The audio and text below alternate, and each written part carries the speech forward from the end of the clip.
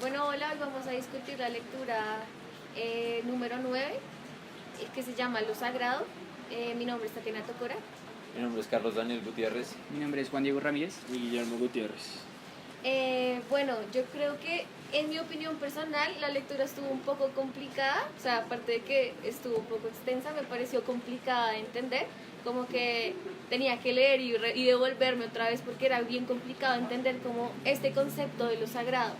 Y no sé, por ejemplo, a mí me parece muy interesante la parte que hablan de los mitos, como que a partir de esta curiosidad del hombre de saber como su origen, pues nacen los mitos y estos mitos son como el intento de representar todas estas historias como no sé cómo decirlo por no decir fantásticas, sino bueno, como todas estas historias representarlas y que esto fuera transmitiéndose pues de generación en generación. Y a partir de estos mitos pues surgen un montón de actividades que son como la danza, había otra parte, El arte también. el arte, las máscaras, los sacrificios. Entonces como todas estas actividades intentan representar qué es lo sagrado. A mí eso me parece muy interesante, no sé. Pues a partir de lo que tú dijiste, yo diría que podríamos debatir por qué es tan difícil como definir lo sagrado y darle como algo, o sea, volverlo un objeto tangente, porque si hablamos como de definirlo, en el primer capítulo de la segunda parte de la lectura, está hablando, pues de alguna forma trató de dar una definición de lo sagrado y de dónde viene, de la naturaleza, para ser más específico. Y pues digamos que acá no da una definición de algo tangente, sino algo que no es tangente. Entonces, o sea, para resumir esa parte de la lectura, dice que básicamente lo sagrado es lo que no es profano. Entonces ahí básicamente no está explicando por qué es sagrado. Entonces sería como interesante discutir por qué es tan difícil al final de las cuentas definir qué es lo sagrado.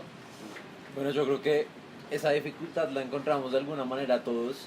Y me parece que además del hecho simple de que sea algo complejo porque es como un conjunto de cosas, yo creo que también es algo un poco abstracto, como lo dices tú, de que se define, por ejemplo, por lo que no es lo profano, digamos, en vez de tener como un significado puntual. Y también creo, en la primera parte de la lectura, hace mucho énfasis, digamos, en que es como una conexión con una dimensión superior, mucho más grande que nosotros, que nos acoge, y bueno, que está representada o que está regida por la fuerza como de una divinidad que puede llamarse Dios o puede llamarse como cualquier fuerza suprema, digámoslo así, que a la vez es misteriosa. Y digamos que nuestra relación con eso también es un poco misteriosa. Está determinada en parte por fenómenos naturales que se presentan como signos o símbolos, como por ejemplo el trueno. Está a veces representada en lugares con un misticismo especial, como alguna gruta, las cavernas, cosas así. Y son fenómenos que crean como un éxtasis y un trastorno en nosotros mismos, y eso hace que sea difícil entender incluso nuestra propia reacción ante qué es eso, qué es lo sagrado. Pues digamos que yo pienso que más que todo el problema de definir qué es lo sagrado y qué no es lo sagrado va un poco en la discusión que tuvimos nosotros hace un par de semanas, y era el tema de la verdad absoluta. ¿Qué pasa? Que todas las personas tienen una definición de lo que para ellos es sagrado. Las comunidades, una persona individual, todos tienen una definición de lo que es sagrado, y esa definición de lo sagrado es propia.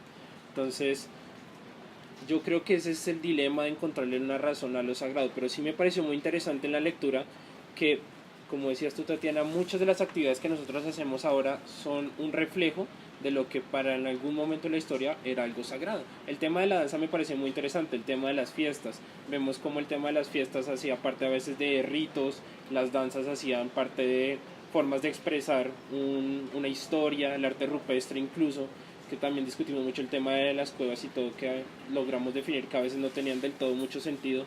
Pero esta lectura nos ayuda a ver como que las cosas que se dibujaban y todo era por algo sagrado.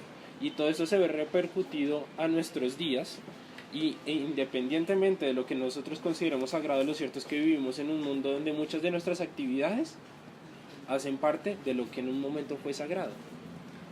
Yo diría que pues para concluir podríamos decir que esa ¿cómo sería? Pues gracias a que lo sagrado es intangible, gracias a que es algo que nosotros no podemos ver y que gracias a que el ser humano es completamente sensorial, pues todavía no tenemos una comprensión lo suficientemente amplia como para poder definir qué es lo sagrado.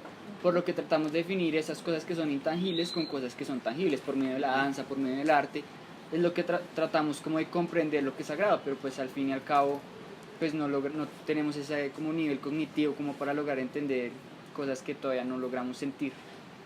Yo creo que es algo que siempre va a ser de alguna forma cambiante y difícil de totalizar Como darle decíamos. límites. Exacto, sí, los límites son muy difusos, no son muy claros.